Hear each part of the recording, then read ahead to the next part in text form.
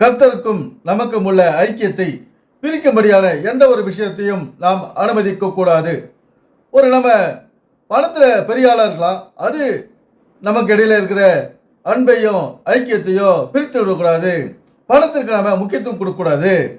அதே சமயத்தில் ஒரு கல்வியால் நீங்கள் உயர்ந்திருந்தீங்கன்னா அது உங்களை கர்த்தரிடமிருந்து பிரிச்சிடக்கூடாது அப்படின்னு ஜஸ்டின் மோசஸ் சொல்றார். யாருமே மறித்த பிறகு அவங்களுடைய பத்திர பதிவுகளை எடுத்துகிட்டு போகிறது கிடையாது. அதே மாதிரி பேங்க் பேலன்ஸையும் யாரும் எடுத்துகிட்டு போகிறது கிடையாது அப்படின்னு சொல்றார். அந்த வீடியோவை கேட்போம் வாங்க. தம்பி, ஆண்டவருக்கும் நமக்கும் இடையில் எந்த ஒரு ஐக்கியமும் பிளவு வராதபடி என்ன செய்யணும்? ஒரு பழைய பாடல் உண்டு, உமக்கும் எனக்கும் இடையில் எதுவும் என்றுமே வராமல் காத்திடும். பார்த்திருக்கீங்களா? ஆண்டவரே, பணமானாலும் சரி, அது ஆண்டவருக்கு எனக்கு கேப்பில் வரக்கூடாது. ஆமென். பதவி வருதா வரட்டும், ஆனா ஆண்டவரை என்னை அதை பிரிச்சிடக்கூடாது. பெரிய வீடு கட்டி மாட மாளிகை வைக்கிறேன்னா அது ஆண்டவரை என்னை என்ன செய்யக்கூடாது, பிரிக்க கூடாது. கோடிகள் வரலாம், லட்சம் வரலாம். ஏய்யா, நீங்க இந்தியாவே மொத்த விலைக்கு வாங்கிட்டு வச்சுக்கலாம், தப்பு இல்லை. ஆனா பிரமாணம் வீட்டில் இருக்கட்டு, நீங்க கத்தருக்குள்ள இருங்க. ஒரு ஆமீன் சொல்லுங்க. நிறைய பேர் அடக்கம் பண்ணி இருக்கேன். உங்க பாஸ்டர் அடக்கம் பண்ணாததா? அப்படிதானே பாஸ்டர்? நிறைய பேர் அடக்கம் பண்ணி இருக்கேன். ஒருத்தனை இது வரைக்கும் பத்திரம் கொண்டு போனது, பாஸ்புக் கொண்டு போனதுன்னு பார்த்ததே இல்லை. ஒரு அல்லேலூயா, அல்லேலூயா. ஆண்டவருக்கும் நமக்கும் உள்ள ஐக்கியத்தை எந்த ஒரு விஷயத்தாலும் பிரிந்து விடக்கூடாது. நம்மிடம் பணம் இருக்கலாம், அந்த பணம் நம்மளை பிரிச்சிடக்கூடாது. அல்லது நல்ல பட்டம் படித்து ஒரு நல்ல டிகிரி வாங்கியிருக்கலாம், அதன் மூலம் நீங்கள் காசு சம்பாதிக்கலாம், உயர் பதவிகளில் இருக்கலாம், அது நம்மையும் ஆண்டவரை பிரித்து விடக்கூடாது அப்படின்னு ஜஸ்டின் மோசஸ் சொல்றாரு. இங்கே ஒரு உலக விஷயங்களை, உலக நடைமுறை வாழ்க்கையை இவர்கள் ஒத்துக்கொள்வதே இல்லை. இந்த உலகத்தில் பிறந்துட்டா நமக்கு இதெல்லாம் அவசியம், அந்த அவசியத்தை எல்லாம் இவங்க அலட்சியம் பண்ணுவாங்க. அந்த வேலையை தான் இந்த காலத்து பாஸ்டர்கள் செஞ்சுக்கிறார். அதனால தான் இதை கேட்குறாங்க பாருங்க. இந்த சபை மக்கள் எப்படி ஒரு நிலைமைக்கு வர முடியும்? பாஸ்டர் அப்படி சொல்றாரு, நம்ம அதுக்கெல்லாம் பிரயாசப்பட தேவையில்லை, நம்மகிட்ட இருக்கிற கொஞ்சம் சொற்ப காசியம் இவர்கிட்ட கொடுத்துடலாம் அப்படின்ற ஒரு எண்ணம் தான் வரும். மறித்த பிறகு நம்ம ஒன்றும் எடுத்துன்னு போகிறது கிடையாது. இது எல்லாருக்கும் தான் ஒரு நியதி, இது யாருமே எடுத்துன்னு போகிறது கிடையாது. ஆனால் இவங்களும் என்ன புதுசாக சொல்கிற மாதிரி பைபிள் இல்லாததான் இவங்க சொல்கிறாங்க. யார்? பைபிளில் இல்லாத விஷயத்தை தான் சொல்கிறாங்க. இப்படியெல்லாம் சொல்லி மக்களுடைய ஒரு வாழ்க்கை தரம் தடைபட்டு போகுது. இதை கேட்டீங்கன்னா ஆமாஞ்சாமி போடுறாங்க பாருங்க. அவங்களுடைய வாழ்க்கை தரம் கேள்விக்குறியாகிறது. வாழ்க்கையில் ஒரு பொருளாதாரத்தில் உயர்றது கிடையாது. ஏன்னா இவர் பணத்தை ஒரு மதிக்கிறது கிடையாது.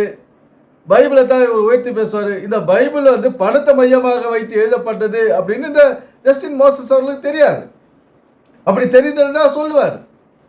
இங்கே இந்த பணத்தினுடைய முக்கியத்துவத்தையும் அதை பெற வேண்டும் வழியையும் நமக்கு சொல்லாததுனால, அதுக்கு ஒரு முக்கியத்துவம் கொடுக்காதனால நாமளும் அந்த பணத்துக்கும் பதவிக்கும் முக்கியத்துவம் கொடுக்காது. இன்னைக்கு குறைந்த கல்வியுடனும் பொருளாதாரத்தை தடைபட்டு நிற்கிறோம்.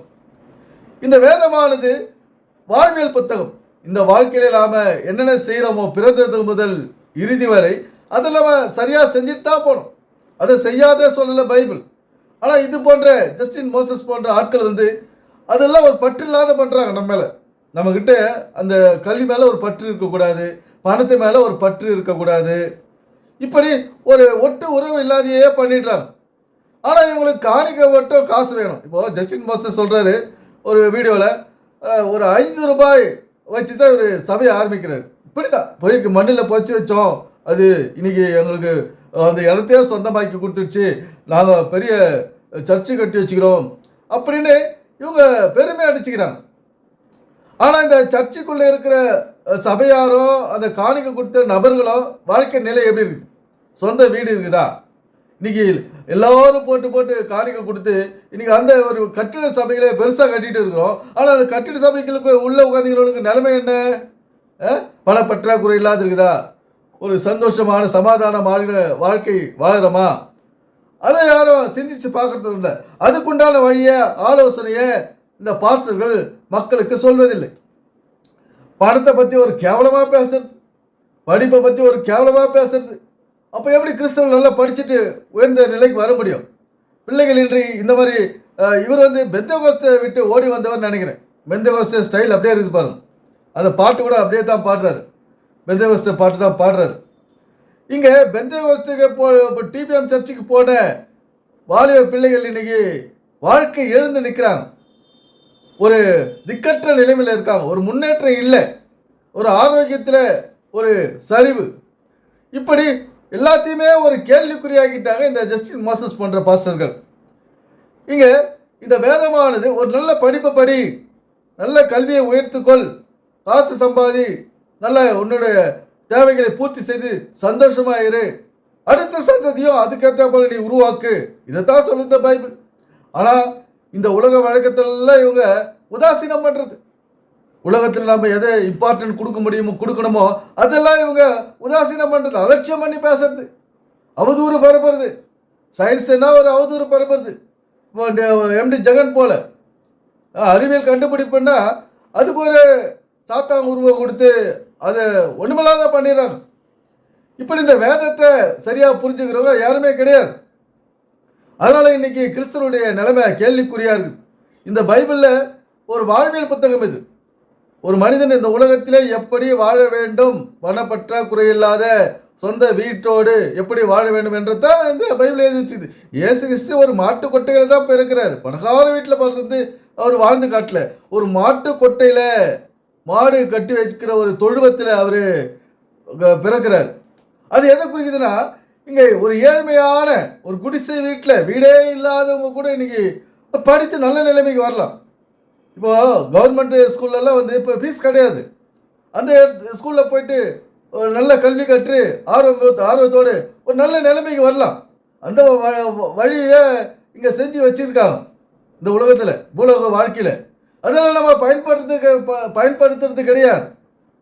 இந்த அது போதாதுன்னு இன்னைக்கு இந்த ஜஸ்டின் மோசஸ் போன்றவர்கள் வந்து நம்முடைய மூளையை குழப்பி விட்டுட்டு அதை ஒரு சிந்திக்க விடாத வாஷ் அவுட் பண்ணி வைக்கிறாங்க. ஒரு கல்வி கற்கும் திறனையே எடுத்துடுறாங்க. நம்முடைய வாழ்க்கையில் ஒரு பற்று இல்லாத ஆக்கிறாங்க. நாம் எங்கேயாவது போய் கஷ்டப்பட்டு சம்பாதிக்கிற காசில் காணிக்க தசமபாகன்னு வாங்கிக்கினேன். இன்றைக்கி அவன் சுகபாகத்தில் இருக்காங்க. 100 பேர் காசை வாங்கி அவர் சந்தோஷமாகிறாரு. நாம் காசை அவர்கிட்ட கொடுத்துட்டு, தனிநபர்கள்லாம் அவர்கிட்ட காசு கொடுத்துட்டு இன்றைக்கி அவங்கவுங்க கஷ்டத்தையும் வறுமையும் பல பண பற்றாக்குறைகளையும் கடன்களையும் வட்டிக்கு வாங்க நிலைமையும் இப்படி போயின்னு இருக்குது. யார் இப்படி இருக்காங்க? காணிக்க கொடுத்தவங்க. ஆனால் காணிக்க வாங்கின பாஸ்டர் பாருங்க, ஒயிட் அண்ட் ஒயிட்டில் தான் இருப்பார் எந்த நேரமும், அழுக்கப்படாத. இப்படி தான் போயின்னு இருக்குது இன்றைய கிறிஸ்தவத்தின் நிலைமை.